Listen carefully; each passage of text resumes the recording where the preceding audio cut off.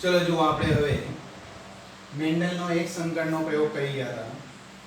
મેન્ડલના એક સંકરણનો પ્રયોગનો અર્થ થાય છે એક જ લક્ષણને નક્કી કરીને તેનો વારસાગત અભ્યાસ કરવો.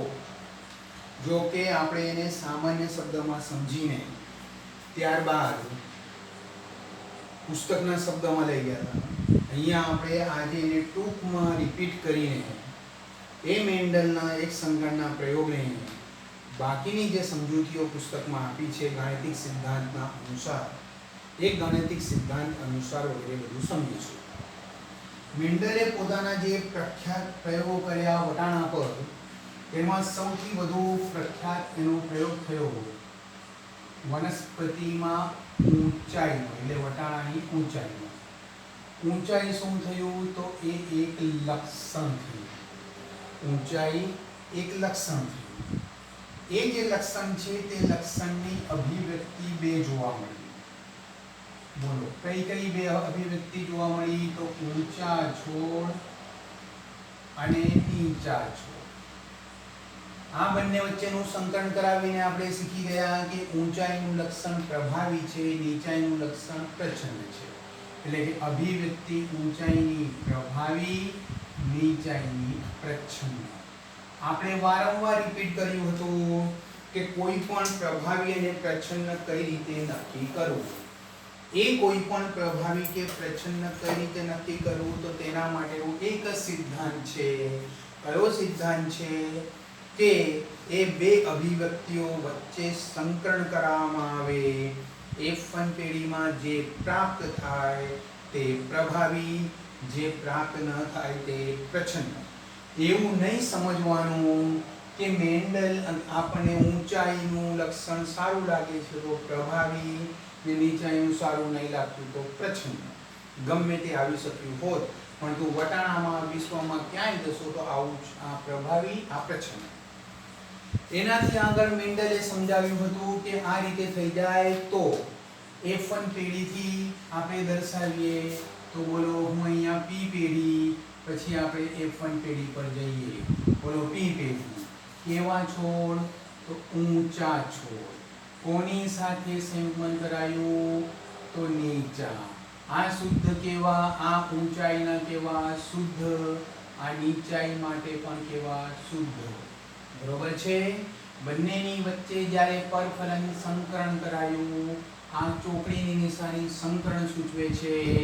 એમાં બંનેના પુષ્પમાં કૃત્રિમ રીતે પરફલન કરાયું. પરફલન કરાવતા એમાંથી બીજ આવ્યા.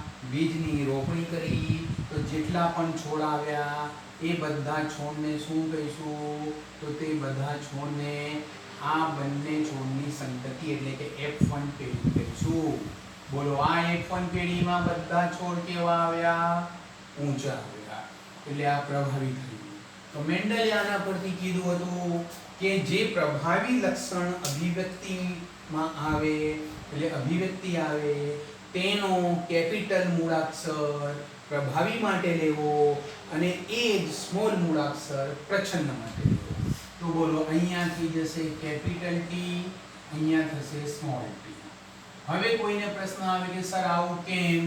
તો એનો સરળ જવાબ છે કે જો આપણે બે અલગ અલગ સ્વરૂપે એને પસંદ કરીએ. ઉદાહરણ તરીકે ઊંચાને કહેવાય ટોલ, નીચાને કહેવાય ડ્વાર્ફ. તો હવે ટી અને ડી એમ અલગ અલગ લઈએ તો એવું ઘણું બધું કન્ફ્યુઝન આવે. તેના કરતાં સીધું એક સ્પષ્ટ કેપિટલ ટી, સ્મોલ ટી એટલે સમજી લેવાનું. બાકીના લક્ષણોમાં પણ ગયા લેક્ચરમાં સમજાવ્યું હતું તે પ્રમાણે થશે. તો હવે જુઓ આ જે તો બોલો F1 પેઢીના બધા છોડ ઊંચા આવ્યા. પછી તેમણે F1 માં જ સ્વફલન કરાવ્યું, પરફલન નહીં. અહીંયાથી સ્પષ્ટ છે. ઘણીવાર વિદ્યાર્થીઓ ટેસ્ટ વગેરેમાં કે એક્ઝામના પ્રશ્નમાં કે સર અમને નવો એક કોયડો પૂછ્યો તો સ્વફલન કરાવું કે પરફલન કરાવું ખબર નથી પડતી. તો અમારા એ 2 માર્કનો પ્રશ્ન થયો. જો જ્યારે આપણે બેનું મિશ્ર કરી દઈએ, પ્રયોગની શરૂઆત કરીને બેનું મિશ્ર કરીએ તો પરફલન આવે. હવે તે આવી ગયું એમાં મિશ્રણ છે તો ત્રીજાનું મિશ્રણ ન લેવાય, માટે તેનું શું કરાવવું પડે? સ્વફલન. કારણ કે બેનું મિશ્રણ વારસાગત કેવું જાય છે તે સમજવું પડે. હું અહીંયા કોઈની સાથે પરફલન કરાવી દઉં તો ત્રીજાનું પણ મિશ્રણ આવી જાય. એક સીધી વાત છે કે પ્રયોગની શરૂઆત કરીએ તો બેનું મિશ્રણ કરાવવું પડે, તો એની જે સંતતિ આવે તેનું શું કરાવવાનું? સ્વફલન. કેમ? ત્રીજાનું મિશ્રણ કરાવવાનું નથી, એમાં ઓલરેડી બેનું મિશ્રણ થઈ ગયું છે. તો બોલો F1 નું સ્વફલન કરાયું, તો એ F1 નું સ્વફલન કરાવતા જે કઈ છોડ પ્રાપ્ત થયા એટલે કે ફળ પ્રાપ્ત થયા, સિંગમાં બીજ આવી, એ બીજની રોપણી કરી, તો આ F1 ની સંતતિ કહેવાય, એટલે એને કહેવાય F2 પેઢી. F2 પેઢીમાં ઊંચા છોડ પણ હતા, નીચા છોડ પણ હતા. એનું પ્રમાણ હતું જે તમને કીધું હતું 787 ઊંચા અને 277 નીચા. જો આપણે પ્રમાણસર આપણે એને ગણતરી કરીએ તો 3 ના પ્રમાણમાં ઊંચા અને 1 ના પ્રમાણમાં નીચા. બીજી રીતે કહીએ તો એમ છે ને કહી શકાય કે 3/4 ઊંચા છે અને 1/4 નીચા છે. અન્ય રીતે કહીએ તો કહી શકાય 75% ઊંચા છે અને 25% નીચા છે. ફરીથી આપણે લઈએ તો બોલો શું થયું? પી પેઢીમાં બેનું સંકરણ કરાયું. આ જે સંકરણ કરાવતા F1 પેઢીમાં પી પેઢીના ઊંચા છોડ જેવા ઊંચા છોડ મળ્યા, બીજાનું આનું કોઈ સ્વરૂપ ન મળ્યું. F1 નું સ્વફલન કરાવતા આ પી પેઢીનો બંને સ્વરૂપ મળ્યા જે 3:1 ના ક્રમમાં આવ્યા. મેન્ડલે આ જે વસ્તુ સમજાવી એને વધુ વિગતવાર સમજવા માટે તેમણે શું કર્યું? તો આ જે આપણે સ્વરૂપ દર્શાવ્યું તે આખું જે સ્વરૂપ છે તે માત્ર એને દેખાવ પરથી જાય છે, તેથી તેને કહેવાય દેખાવ સ્વરૂપ. પરંતુ મેન્ડલે અહીંયાથી કીધું હતું કે આના માટે આ છોડની અંદર કંઈક એવું રહેલું હશે જે તેને ઊંચા કે નીચા બનવા માટે જવાબદાર બને છે. એ ઊંચા કે નીચા બનવા માટે જે જવાબદાર બને છે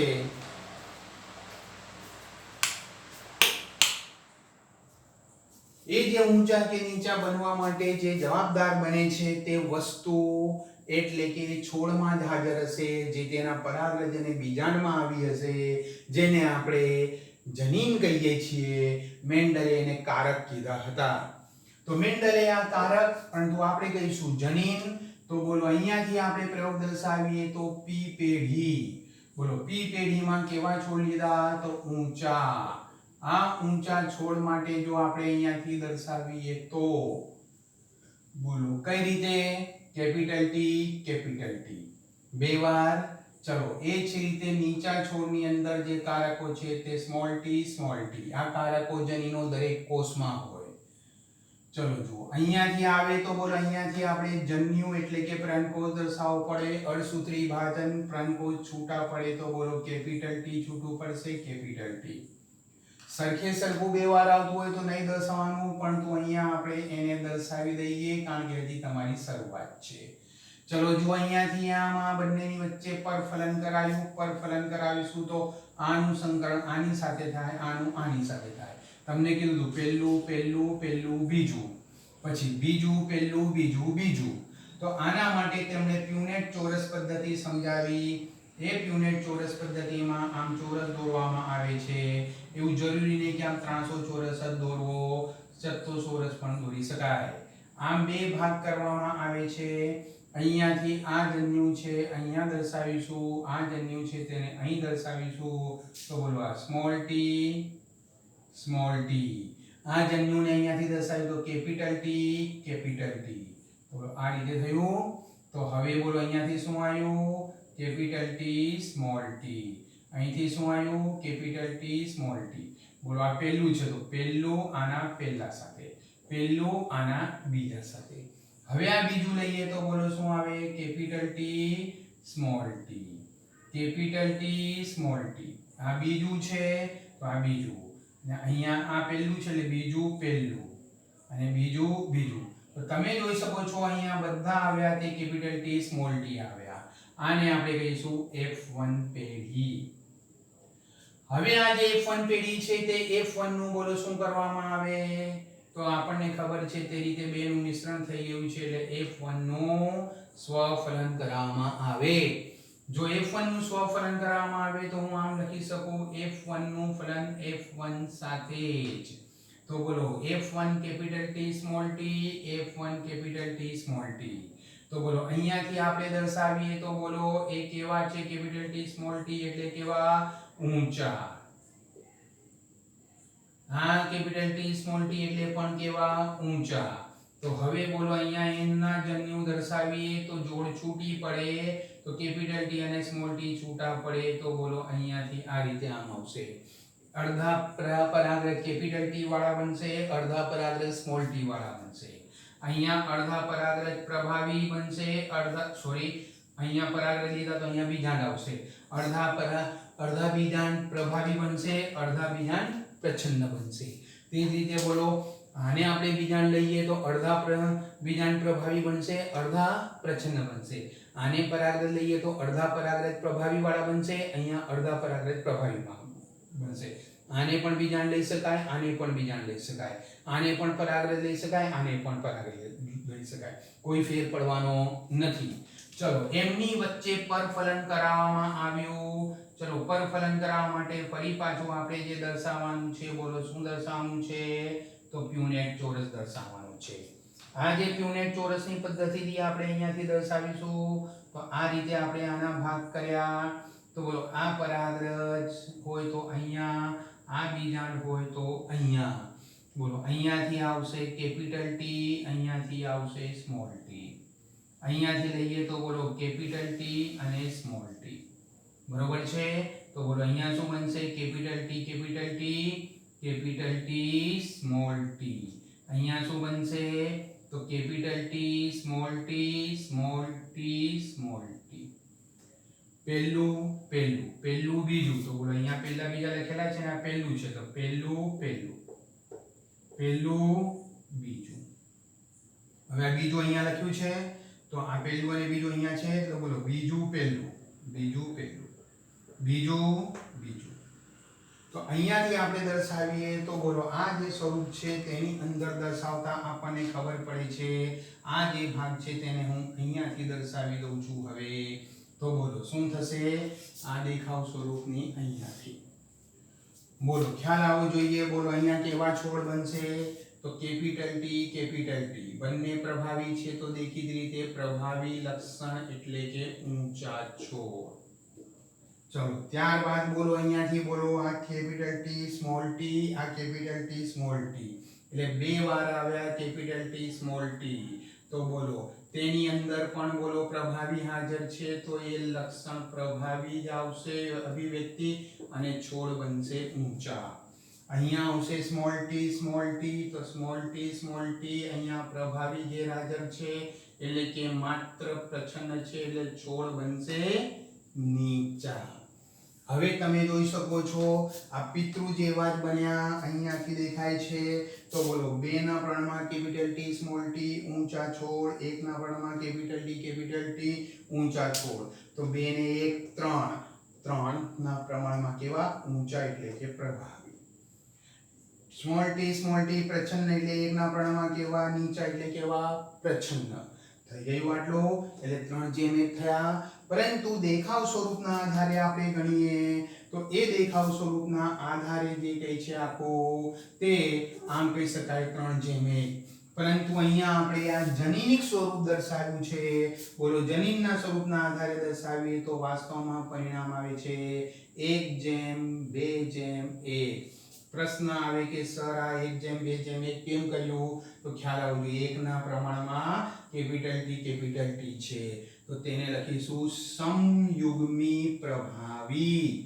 શું લખીશું સમયુગ્મી પ્રભાવી. યુગ્મ એટલે જોડ, બંને જોડમાં સમાન એટલે સમયુગ્મી પરંતુ સમાન કેવા પ્રભાવી.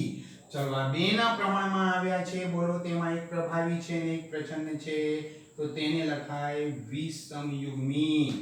હવે અહીંયા વિદ્યાર્થીઓ ઘણીવાર વિષમયુગ્મી પ્રભાવી ને એવું લખે છે તે ન લખાય કેમ વિષમયુગ્મીનો અર્થ જ થયો એક પ્રભાવી ને એક પ્રચ્છન્ન.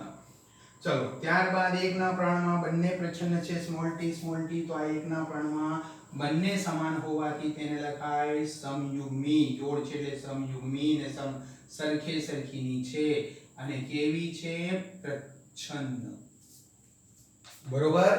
તો આ જે પ્રમાણમાં અહીંયાથી જે સ્વરૂપ પ્રાપ્ત થયું, તો હવે અહીંયાથી જો હું થોડુંક દર્શાવી દઉં તો બોલો શું આવશે? હું આમ દર્શાવી શકું કેપિટલ ટી વત્તા 2 ના પ્રાણમાં કેપિટલ ટી સ્મોલ ટી વત્તા 1 ના પ્રાણમાં સ્મોલ ટી. બોલો આ જે છે એક ગણિતના સિદ્ધાંતના આધારે સમજાવીએ. બોલો ગણિતમાં તમે શીખી ગયા છો તે જ વસ્તુ હું અહીંયા લખું. બોલો a વત્તા 2ab વત્તા bb. તો બોલો શું થાય? આ જે છે 2 વાર a એટલે a નો વર્ગ વત્તા 2ab 2ab વત્તા 2 વાર b એટલે b નો વર્ગ એટલે શું થયું? a b whole square. અવયવો પાડો અને વિસ્તરણ કરો. 8મા ધોરણમાં જ બધું આવી જાય છે. ગણિતનો આધાર ક્લિયર હોવો જોઈએ. ફિઝિક્સ, કેમેસ્ટ્રી, મેથ્સ આ બધું આવડતું હશે. બેઝિક કન્સેપ્ટ એકદમ ક્લિયર હશે તો બાયોલોજી આવડશે. જો આમાં નબળા પડશો તો બાયોલોજી અઘરું પડી જશે. કેમ? અરે ભાઈ સિમ્પલ છે. ભવિષ્યમાં ડોક્ટર બનશો તો કાનમાં સ્ટેથોસ્કોપ રાખીને અહીંયા આમ કરશો ને તો હૃદયના ધબકારા સંભળાશે.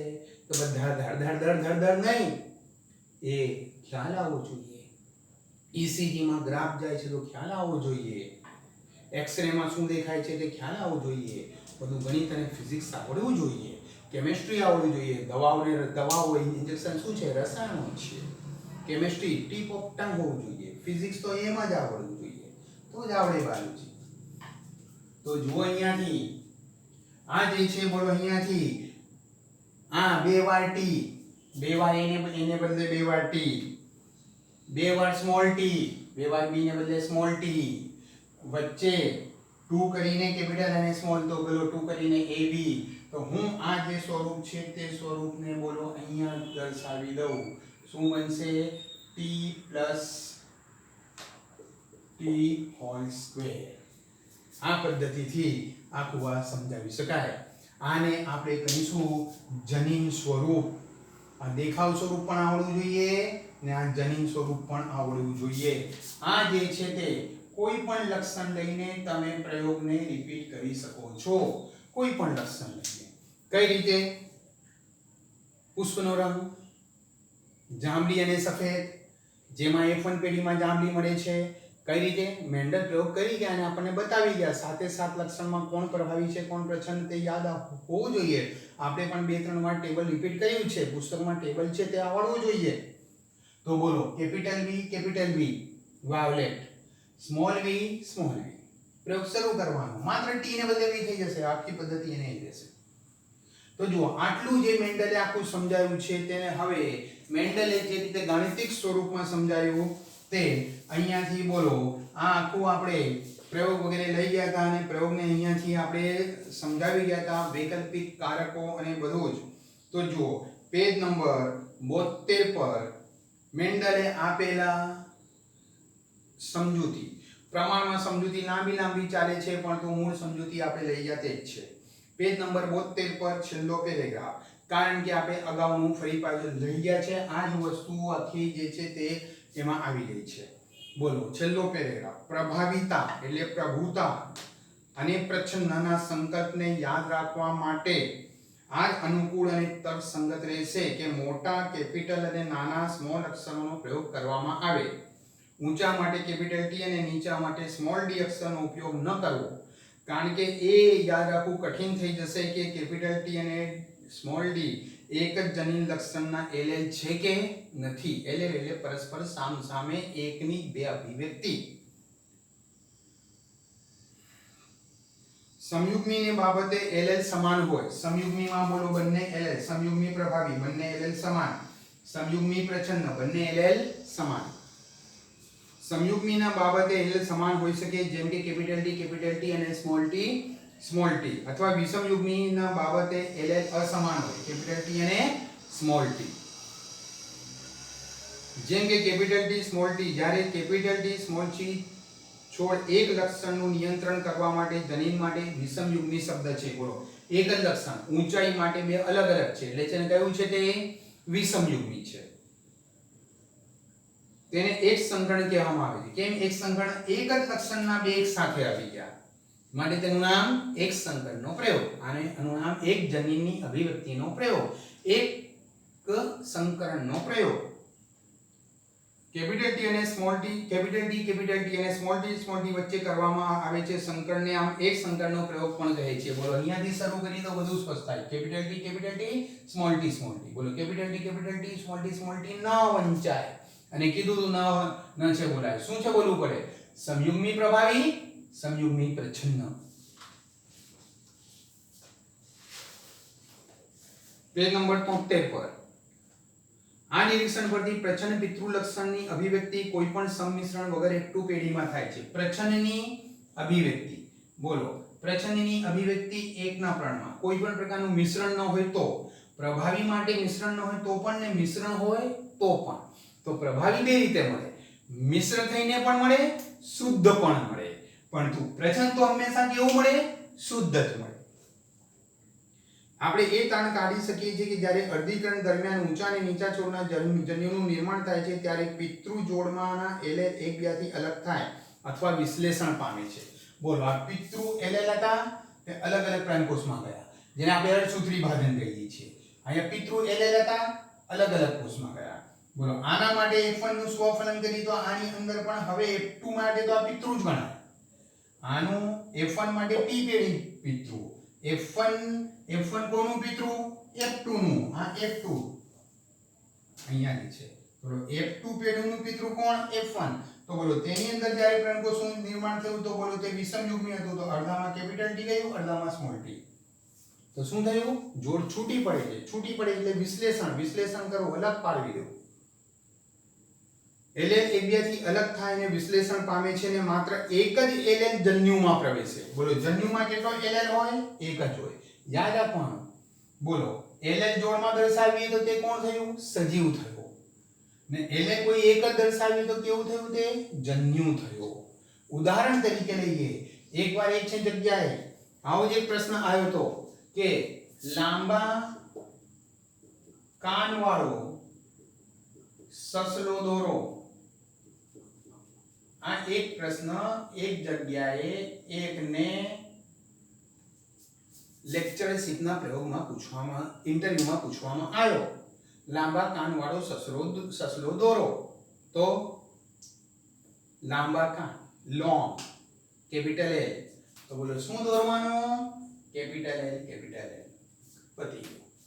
આ લાંબા કાનવાળો સસલો થયો. ને આ પ્રશ્ન બીજા કોઈને નહીં, મને પૂછવામાં આવ્યો હતો અને મને આ આવડ્યો હતો અને લકથી હું સિલેક્ટ પણ થયો હતો, પણ મેં તે જોઈન્ટ નહોતું કર્યું કોઈ અન્ય કારણોસર.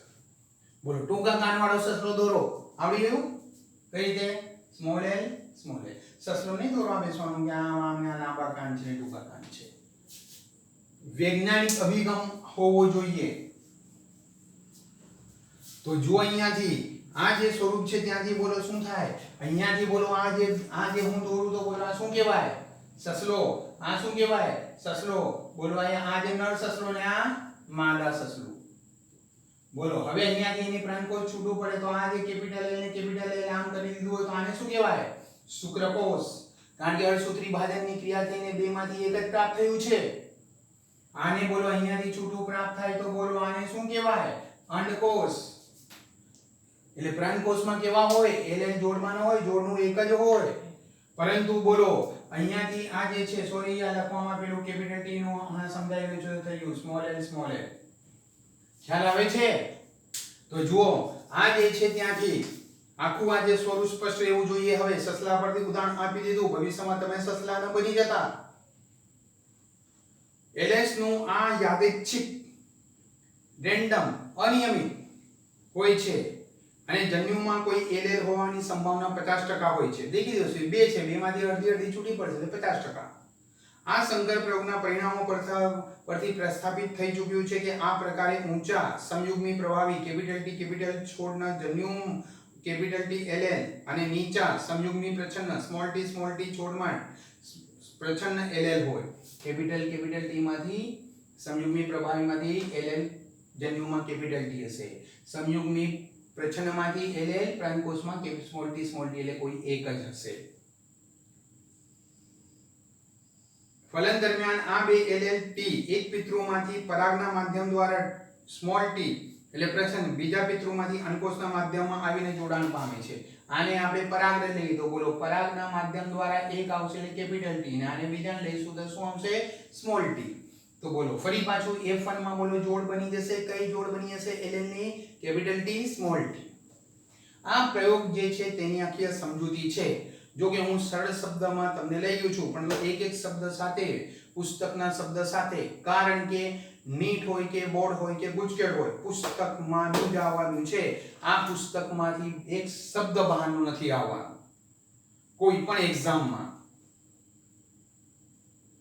જેમાં કેપિટલ T હોય છે. બીજા શબ્દોમાં સંકરણ થતા બોલો શું થાય છે કેપિટલ T સ્મોલ t. સંકરણ થતા શું થયું કેપિટલ T સ્મોલ t. આ સંકરો ત્યાર પછી વિરોધાભાસી લક્ષણો પ્રદર્શિત કરતા LS ધરાવે છે. બોલો કયું LS છે કેપિટલ T છે અને સ્મોલ t છે. વિરોધાભાસ છે. આ પ્રભાવીનું પણ છે અને આ પ્રચ્છન્નનું પણ છે. LS બંને છે પરંતુ પ્રભાવીની હાજરીને લીધે માત્ર પ્રભાવીનું જ લક્ષણ આવશે. આ છોડ વિષમ યુગ્મી છે. પ્યુનેટ સ્ક્વેર પ્યુનેટ ચોરસ આકૃતિના અધ્યયનની મદદથી પિતૃઓ દ્વારા જન્યુઓનું ઉત્પાદન અને ફલિતાંડનું નિર્માણ F1 અને F2 સંતતિ છોડને સમજી શકાય. અહીંયાથી બોલો આ P માંથી જન્યુ પ્રાઇમ કોષો તેમાંથી F1 અને F1 માં ફરી પાછું સ્વફલન કરાવતા કેપિટલ T સ્મોલ t તો તેના પરથી F2 પેઢી સમજી શકાય. ફલિતાંડનું નિર્માણ F1 અને F2 સંતતિ છોડને સમજી શકાય છે. તેને બ્રિટિશ જનીનશાસ્ત્રી રિજેનાલ્ડ સી પુનેટ દ્વારા વિકસાવવામાં આવ્યું. તેથી તેને પુનેટ સ્ક્વેર તરીકે પુનેટ ચોરસ તરીકે ઓળખવામાં આવે છે. બોલો યાદ રાખજો શું નામ છે હાઈલાઈટ કરો રેજિનાલ્ડ સી રેજિનાલ્ડ પછી સી થોડું છોટું આવશે ફાધરનું નેમ ને પછી પુનેટ. આ આલેખીય રજૂઆત જનીનિક સંકરના પ્રયોગમાં સંતતિના સંભવિત આ જનીન પ્રકારની ગણતરી કરવા માટે વપરાય છે. બધા સંભવિત જન્યુઓને સૌથી ઉપરની હરોળમાં ડાબી બાજુના કોલમમાં બંને બાજુ લખવામાં આવે છે. ડાબી બાજુના કોલમમાં ઉપર બધા સંભવિત સંયોજનોને નીચેના સ્ક્વેર એટલે આ નીચેના આ છે ને બધા સ્ક્વેર બોલો આ એક ને આ એક એની અંદર જનીનો લખાય ને આ નીચેના 4 કે 8 કે જે કઈ બનશે આગળ 16 પણ બનશે તેની અંદર સંતતિ દર્શાવાય છે જેને માહિતી સ્ક્વેર સ્વરૂપે રજૂ કરાય છે. અહીંયાથી જે પ્રાપ્ત થયું ને આ 4 સંતતિ તેને માહિતી સ્ક્વેર પણ કહે છે. પુનેટ સ્ક્વેરમાં ઊંચા નર અને પિતૃ નીચા માદા છોડ દ્વારા ઉત્પન્ન થતા જન્યુઓ F1 સંતતિમાં કેપિટલ T સ્મોલ t દર્શાવે છે. ફરી પાછું અહીંયા પુનેટ સ્ક્વેરમાં નર કેપિટલ T ના LS એટલે જન્યુ સ્મોલ t ના LS એટલે જન્યુ અહીંયા small t capital T small t જનીન પ્રકાર F1 છોડને સ્વપરાગિત કરવામાં આવે છે. F1 છોડને આ કેપિટલ T ને શું કરવામાં આવ્યું સ્વપરાગિત સ્વફલન પણ કહેવાય અને સ્વપરાગિત પણ કહેવાય. F1 નું ફલન F1 સાથે F1 છોડના સ્વફલન કરી સરખી સંખ્યામાં કેપિટલ પ્રભાવી T અને સ્મોલ t એટલે કે પ્રચ્છન્ન જનીન પ્રકારના ધરાવતા જન્યુ ઉત્પન્ન થાય છે. બોલો 50% કેપિટલ T ઉત્પન્ન થશે અને 50% સ્મોલ t. અહીંયાથી પણ 50% કેપિટલ T ઉત્પન્ન થશે અને 50% સ્મોલ t. તમને સમજવા માટે કેપિટલ ને સ્મોલ બોલું છું. આગળથી તમને યાદ રહેવું જોઈએ. બોલો 50% પ્રભાવી અને 50% પ્રચ્છન્ન. 50% પ્રભાવી અને 50% પ્રચ્છન્ન. જ્યારે ફલન થાય છે ત્યારે જનીન પ્રકાર કેપિટલ પ્રભાવી T ના પરાગરજ દ્વારા જનીન પ્રકાર કેપિટલ T એટલે પ્રભાવી અને સ્મોલ t ના અંડકોષને પરાગિત કરવાની સંભાવના 50% હોય છે. બોલો આના કેપિટલ T દ્વારા આ પરાગરજ છે તો એ પરાગરજનું આ પ્રભાવી તો આ જે પ્રભાવી આ અંડકના પ્રભાવીને પણ ફલિત કરી શકે છે અને આ જે પરાગરજનું પ્રભાવી અંડકના પ્રચ્છન્નને પણ કરી શકે છે. તો બોલો પરાગરજનું પ્રભાવી અંડકના પ્રભાવીને ફલિત કરે પરાગરજનું પ્રભાવી અંડકના પ્રચ્છન્નને પણ ફલિત કરે. બંનેની શક્યતા 50% સરખી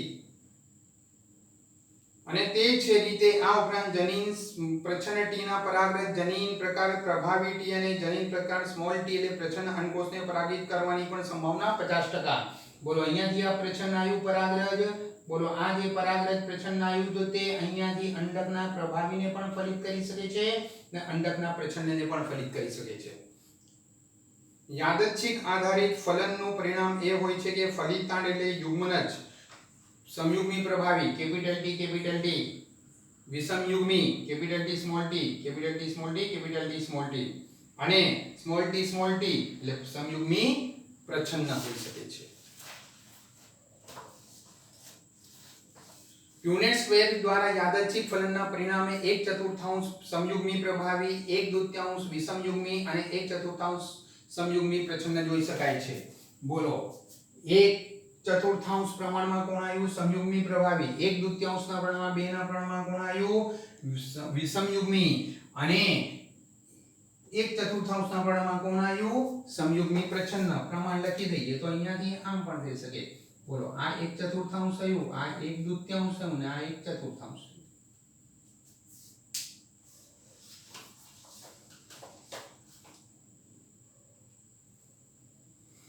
F2 પેઢીમાં આમ 3/4 કઈ રીતે? 1/2 અને 1/4 એટલે 3/4 4 ના પ્રમાણમાંથી 3 ના પ્રમાણમાં કેવા આવ્યા? પ્રભાવી. બાહ્ય સ્વરૂપથી તેને ઓળખી છે જેમાં કેટલાક સમયુગ્મી પ્રભાવી અને કેટલાક વિષમયુગ્મી જનીન છે. બોલો કે આ 3/4 3 ના પ્રમાણમાં પ્રભાવી આવ્યા તો બહારથી આપણે ન જોઈ શકીએ કે આ સમયુગ્મી હશે કે વિષમયુગ્મી. બહારના લક્ષણથી તો માત્ર એટલું જ છે દેખાય છે કે તે ઊંચા છે, પ્રભાવી છે, પરંતુ તમને આપેલું પ્રભાવી સમયુગ્મી પણ હોઈ શકે, વિષમયુગ્મી પણ હોઈ શકે. આથી જનીન પ્રકાર કેપિટલ T સ્મોલ t માંથી માત્ર એક જ કેપિટલ T ઊંચાની અભિવ્યક્તિ થાય છે. આથી કહેવામાં આવે છે કે લક્ષણ પ્રભાવી અથવા ઊંચા LL ની LL સ્મોલ t એટલે પ્રચ્છન્ન અથવા નીચા LL ઉપર પ્રભાવી છે. બહારથી ખબર પડતી નથી કે તેમાં શું હશે, માત્ર આપણને બહાર તેનો દેખાવ દેખાઈ આવે છે, પરંતુ આપણને ખબર છે તેમાં કેપિટલ T ની સાથે સ્મોલ t વાળા પણ હશે. તો આપણે કહી શકીએ કે કેપિટલ T એ સ્મોલ t ઉપર કેવો છે? પ્રભાવી છે. આ લક્ષણની F1 માં પ્રભુતાની અસર હોય છે. બધા છોડ ઊંચા હોય છે.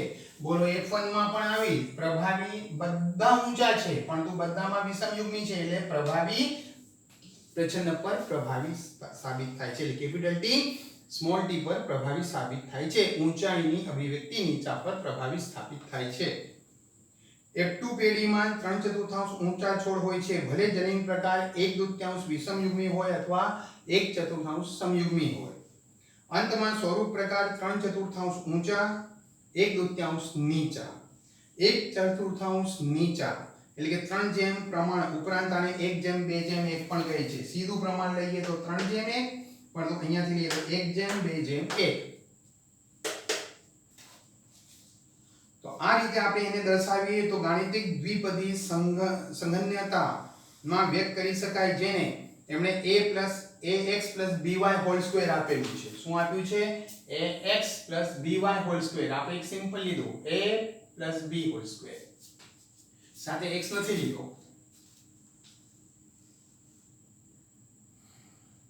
તેથી એ જ આવૃત્તિ પ્રમાણે દર્શાવ્યું તો 1/2 t વત્તા 1/2 સ્મોલ t હોલ સ્ક્વેર. બોલો આ જે સ્વરૂપ છે તો બોલો હવે આને આપણે બીજી રીતે અહીંયા પુસ્તકનું જે શબ્દ છે તેને આધારે લઈએ. બોલો આને છે લઈએ તો બોલો 1/2 t વત્તા 1/2 સ્મોલ t હોલ સ્ક્વેર. બોલો a+b હોલ સ્ક્વેર આમ રિવર્સમાં જવાનું એટલે બોલો પહેલાનો વર્ગ એટલે 1/2 t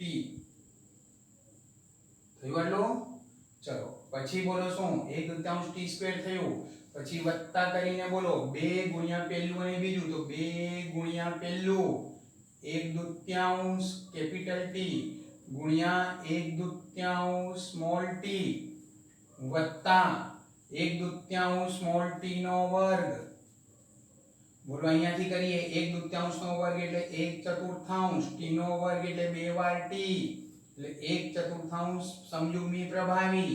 અહીંયાથી 1/2 2 ની સાથે તો આ કેન્સલ ગયું, તો બોલો આ કેપિટલ T રહી ગયું ને આ સ્મોલ t રહી ગયું ને 1/2 છે તેથી 1/2 કેપિટલ T સ્મોલ t વત્તા 1/2 t નો વર્ગ એટલે 1/2 નો વર્ગ એટલે 1/4 ને સ્મોલ t નો વર્ગ એટલે સ્મોલ t. મેન્ડલે F2 છોડને સ્વફલન કરાવ્યું અને જોયું કે F3 અને F4 પેઢીમાં પણ F2 ના નીચા છોડ માત્ર નીચા જ ઉત્પન્ન થયા અને તેણે તારણ મેળવ્યું કે નીચાનું જનીન સમયુગ્મી સ્મોલ t સમયુગ્મી હોય છે. તમે જાણો છો કે F2 ના બધા ઊંચા છોડને સ્વપરાગિત કર્યા હોત તો શું જોવા મળ્યું હોત? બોલો. મેન્ડલે આની અંદર બહુ સરળતાથી એમણે છે ને કર્યું.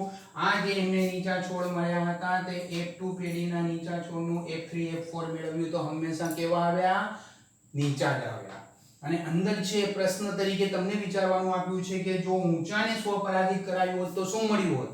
બોલો. ઊંચા આ રીતના હોત તો આવું સ્વપરાગિત થયું હોત કેપિટલ T નું, જે અહીંયા હું દર્શાવું. બોલો. અહીંયા સમજવા માટે આટલામાં દર્શાવી દઉં છું. બોલો. આનું સ્વપરાગિત કર્યું તો કેપિટલ T હતું. સ્વપરાગિત એટલે પરાગરજ અને બીજાંડ. બોલો. જન્યુ તો અહીંયાથી માત્ર કેપિટલ T પ્રાપ્ત થાય, અહીંયાથી પણ માત્ર કેપિટલ T પ્રાપ્ત થાય. તો બોલો અહીંયાથી શું પ્રાપ્ત થાય? કેપિટલ T એટલે બધા છોડ ઊંચા જ આવે. પરંતુ માની લો કે આ પ્રકારનો છોડ હોય ને સ્વ કરાવીએ તો બોલો આ F1 નું સ્વફલનમાં હતું ને કેપિટલ T તો આવું. તો બોલો અહીંયાથી સ્વફલન કરાવીએ તો ખ્યાલ આવવો જોઈએ કોઈ પણ સંતતિને પ્રચ્છન્ન મળવાનું નથી, એટલે બધા ઊંચા જ આવે. આને સ્વફલન કરાવીએ તો આ કેપિટલ T વાળું સ્વરૂપ થયું તો બોલો આનું જો આવે પરિણામ તો 3:1 આવે. અહીંયા t નું કરાવીએ તો પ્રભાવીનો પ્રશ્ન નથી, પ્રચ્છન્ન છે તો બધા નીચા જ આવે. માટે મેન્ડલે બહુ વિચારીને માત્ર એટલું જ ને કીધું કે આની અંદર કરાવીશું તો પણ ઊંચા આવશે, આનું કરાવીશું તો 3:1 આવશે, કારણ કે 3:1 સાબિત થઈ ચૂક્યું છે અહીંયા સુધી. ને અહીંયા કરાવીશું તો એમને સંશય એટલે કે થોડું કમ અસમંજસ હતો, કન્ફ્યુઝન કે શું આવશે, તો એ પણ નક્કી થઈ ગયું કે અહીંયા નીચા જ આવશે, કારણ કે પ્રભાવીનું અસ્તિત્વ નથી. પ્યુનેટ સ્ક્વેરનો ઉપયોગ કરી કસોટી સંકરણમાં આપણે બીજા પેરેગ્રાફમાં જતા રહ્યા. ઉપરના ફકરા પરથી સ્પષ્ટ થાય છે કે ગાણિતિક સંભાવનાના પ્રયોગ દ્વારા જનીન પ્રકારની ગણતરી કરી શકાય છે. જો આ બધું ગણિતિક સ્વરૂપ છે એટલે જનીન પ્રકાર ગણતરી શેના દ્વારા થશે? ગણિતના સિદ્ધાંતો દ્વારા, પ્રભાવી માટે. પરંતુ માત્ર પ્રભાવી લક્ષણના સ્વરૂપ પ્રકારને જોઈને જનીન પ્રકારનું જ્ઞાન સંભવ નથી. જોઈને કે આ પ્રભાવી છે તો સમયુગ્મી પ્રભાવી હશે કે વિષમયુગ્મી હશે એ જ્ઞાન મળતું નથી. તેના માટે ચોક્કસ પ્રયોગ કરવામાં આવે જે પ્રભાવી અને પ્રચ્છન્નની શું થાય છે? કસોટી થાય છે. માટે તેનું નામ કસોટી સંકરણ. શું નામ તેનું? કસોટી સંકરણ. તો એ જે કસોટી સંકરણ અથવા તો ટેસ્ટ ક્રોસ નેક્સ્ટ ટાઈમ આવતીકાલે આપણે અભ્યાસમાં લઈશું. ઓકે.